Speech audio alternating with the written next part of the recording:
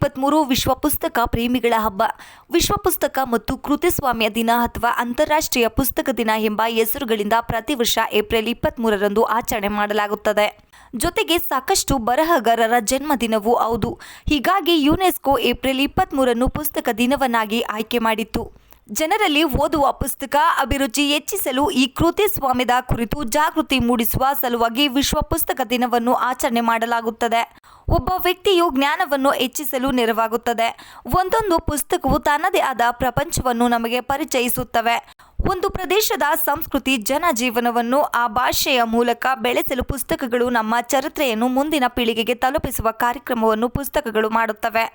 ಗ್ರಂಥಾಲಯದ ಪಿತಾಮಹ ಡಾಕ್ಟರ್ ಎಸ್.ಆರ್. ರಂಗನಾಥ್ ಅವರ ಭಾವಚಿತ್ರಕ್ಕೆ ಪುಷ್ಪಾರ್ಚನೆ ಮಾಡುವ ಮೂಲಕ ಕುವೆಂಪು ನಗರ ಶಾಖಾ ಗ್ರಂಥಾಲಯದ ಮೈಸೂರಿನಲ್ಲಿ ವಿಶ್ವ ಪುಸ್ತಕ ದಿನಾಚರಣೆಯನ್ನು ಪುಸ್ತಕ ಪ್ರೇಮಿಗಳಿಂದ ದೀಪ ಬೆಳಗಿಸುವುದರ ಮೂಲಕ ಆಚರಣೆ ಮಾಡಲಾಯಿತು. ಈ ಕಾರ್ಯಕ್ರಮದಲ್ಲಿ ಗ್ರಂಥಪಾಲಕರಾದ ರಮೇಶ್ ಮತ್ತು ಸಿಬ್ಬಂದಿ ವರ್ಗದವರು ಹಾಗೂ ಪುಸ್ತಕ ಪ್ರೇಮಿಗಳು ಭಾಗಿಯಾಗಿದ್ದರು.